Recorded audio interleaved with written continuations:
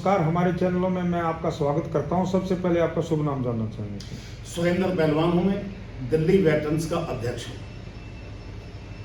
Sir, आप क्या कुछ जो आरोपी 2 है उसके बारे में क्या कहना चाहेंगे, वो पूरा डिटेल से हमें बताएं। ओआरओपी 1 और 2 दोनों के ही मुद्दे हैं। सरकार ने जवान जेसीओ के साथ अनदेखी की है। जो उनको मिलना चाहिए, जो उनका हक था, वो सरकार ने नहीं दिया है। सर, क्या क्या खामियां हैं, हमें उन खामियों के बारे में बताएं ताकि हमारे चैनल के माध्यम से सरकार तक आपकी बात पहुंच सके। मैं आपको बहुत बहुत शुक्रिया करूंगा, आप अपने चैनल के द्वारा इस मुद्दे को उठाएं और सरकार तक पहुंचे। मीडिया ही एक ऐसा जरिया है जिस जरिए से सरकार के कानों तक बात जा सकती है। हमारा जो मुद्दा है वन रैंक वन पेंशन का, वो जो मल्टीप्लाई फैक्टर है जिसके द्वारा जवान जेसीओ की पेंशन बढ़नी चाहिए, उसमें ऑफिसर और जवानों के साथ भेदभाव किया गया है। एमएसपी में भेदभाव किया गया है, ग्रेड पे में भेदभाव किया गया है। जैसे जो मल्टीप्लाई फैक्टर जो है पेंशन का, जवान जेसीओ का मल्टीप्लाई फैक्टर यूज किया इन्होंने 2.57, उसी में ऑफिसर का दिया है 2.67। उन्होंने 2.67 के देने के साथ साथ जब 7th पे कमीशन आया तो उसमें जो एक्टिव सर्विस में थे ऑफिसरों का इन्होंने 2.71 दे दिया, करा दिया, ताकि जब ये रिटायर 2019 में ओआरओपी 2 लागू हो तो हमारी ऑटोमेटिकली 2.71 की मल्टीप्लाई फैक्टर से पेंशन मिल जाए और जवान जैसी होगा वही 2.57 रहा। सर, मैं आपको बिल्कुल फाइनली जानना चाहता हूं, जो आरोपी 2 1 जुलाई 2019 से लगी है उसमें फैक्टर 2.57 यूज किया गया या 2.70 यूज किया गया? उसमें जवान जेसीओ का 2.57 यूज किया गया है, वही ऑफिसर का 2.71 किया गया है।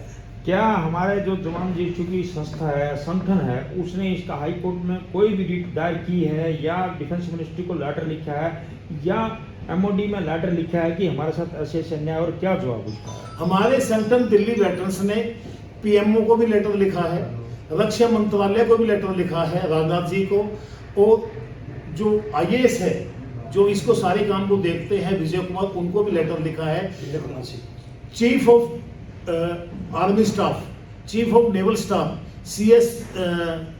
सीडीएस, इन सभी को हमने लेटर लिखा है। सर, मैं अगली कहानी आपसे जानना चाहूँगा। सर, आपका शुभ नाम जानना चाहूँगा। सर, नमस्कार जनाब, मेरा नाम केपी सिंह है जी। मैं दिल्ली वेटरन्स का जनरल सेक्रेटरी हूँ और जनरल सेक्रेटरी होने के नाते पहले तो मैं आपका बहुत बहुत तहे दिल से शुक्रिया करता हूँ कि आप हमारे यहाँ पर आए और हमारे यहाँ पर हमारी दुख तकलीफों को सुनने के लिए आपने थोड़ा टाइम दिया। सर, हमारा संविधान ये बोलता है कि किसी के साथ भेदभाव नहीं होना चाहिए। सर, हमारा संविधान में सबको एक समान है। अगर एमएसपी की मैं बात करूँ, एमएसपी में उन्होंने बोला था कि हम 5200 रुपये देंगे, क्या अभी 5200 रुपये मिली एमएसपी? सर एमएसपी में एक्चुअली देखा जाए, so I just explain you the MSP होती क्या है sir. MSP was plan to give for the juniors rank, मतलब बेसिकली सिपाही के लिए थी, सिपाही से लेके जेसीओ रैंक तक थी, सुबेदार मेजर तक की, जैसा कि दूसरे कंट्रियों में ऐसा होता है। Because they are less paid, उनके अमाउंट थोड़े कम होते हैं, उनके एचआर्स कम होते हैं, तो उनको उनके भरण पोषण के लिए या उनका एक रिक्वायरमेंट मीट करने के लिए, उनके घर को चलाने के लिए, उनको इस लेवल में लाने के लिए कि इनकी जो काम चल जाए, they have plan to give a MSP. और एमएसपी में क्या था sir, it is a part of pay. तो पार्ट ऑफ पे में क्या था, इट वाज बेसिकली, क्योंकि जवान जेसीओ हैं, इनको टर्म्स ऑफ एंगेजमेंट के तहत भर्ती किया जाता है। They are not plan to recruited के 60-65 साल तक। सर, आप इतना लंबा ना जाइए, हमें एमएसपी की जवान जेसीओ की भी क्या प्रॉब्लम है, आप टू द पॉइंट बात करें। और सर, हम एमएसपी को एक चीज, एमएसपी जो है हमारी, जो जवान जेसीओ की जो तय की है वो 5200 रुपये तय की है, और एमएनएस जो हमारी नर्स है, हॉस्टल नर्स, जिनका फील्ड से कोई लेना देना नहीं है, उनकी 10,800 की है। वहीं पर ऑफिसर ने अपनी तय की 15,500।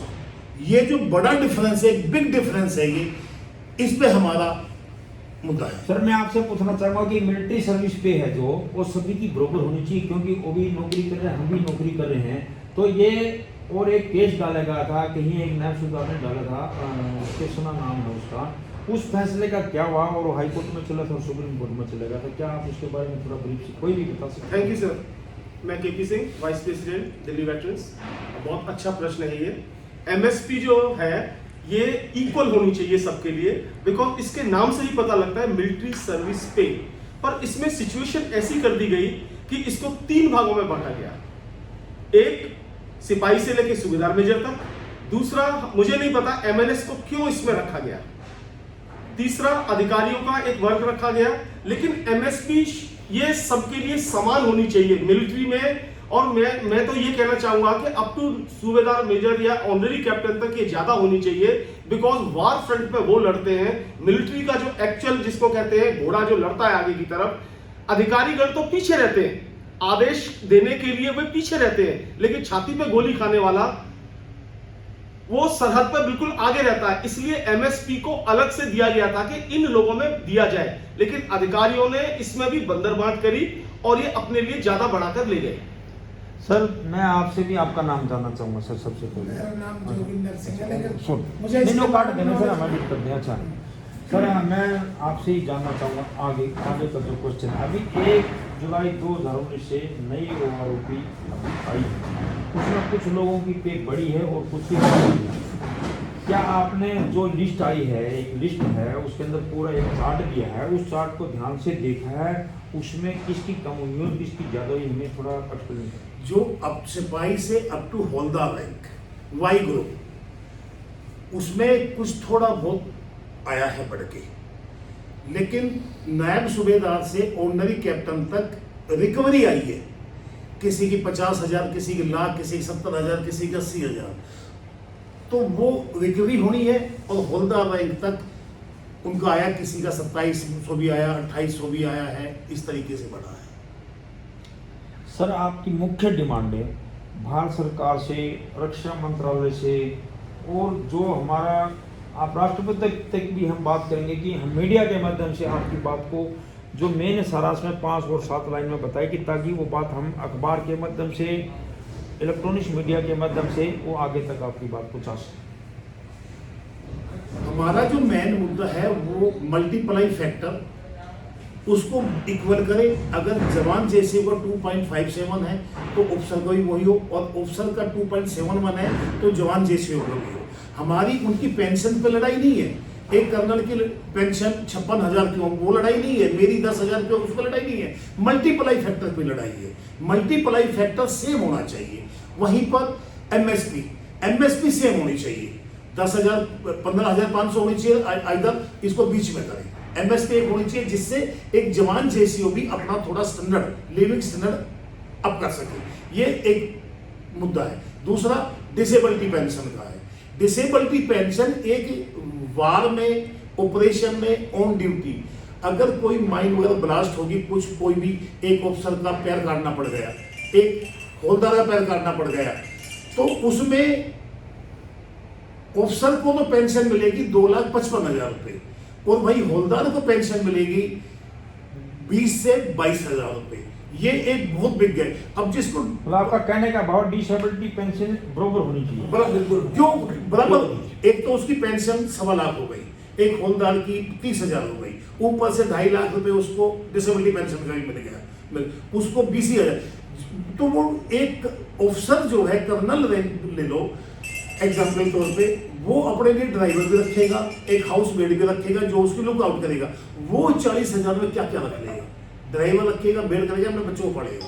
ये बड़ा फैक्टर है। सर अगर आपकी मांगे ना मानी गई, हाँ जी, आप धरना प्रदर्शन करेंगे, क्या क्या करेंगे और क्या क्या आपका प्लान और क्या क्या कार्रवाई आप फ्यूचर में करेंगे? हमारा 20 फरवरी को लगभग 50,000 प्लस जंतर मंतर पूर्व सैनिक आए हैं, और 21 तारीख से आज 6ठा दिन है, हम लगातार धरने पे बैठे हुए हैं। सवेरे 10 से 4 बजे तक, परमिशन 10 से 4 की होती है, उसमें बैठे हुए, और हम जब तक नहीं उठेंगे जब तक सरकार हमारी बात नहीं मानेगी। चाहे वो 10 दिन में माने, चाहे 6 महीने माने, 6 साल माने, हम बैठे रहेंगे। सर हम एक डिसिप्लिन है, सोल्जर हैं, और हम एक डिफेंस से आते हैं, इसलिए हम शांति प्रिय धरना करते हैं। और जो बाकी लोग हैं किसी भी लगा लो डिपार्टमेंट के हैं वर्कर हैं, वो अपनी मांगे रोड जाम करके और दूसरे साधनों से मंगवा लेते हैं, फिर हमारे लिए गवर्नमेंट क्यों नहीं सुन रही है सबको? नहीं, हम एक बेल्ट की नौकरी करके आए हैं, डिसिप्लिन है, सोल्जरनेस भी, तो हमारे में उनमें इतना फर्क तो होता ही, हम गवर्नमेंट के किसी भी प्रॉपर्टी को नुकसान न पहुंचाएं और आम महाजन को किसी प्रकार की कोई तकलीफ ना हो। हम इतना शांति प्रिय अपने आंदोलन को चलाना चाहते हैं। धन्यवाद सर।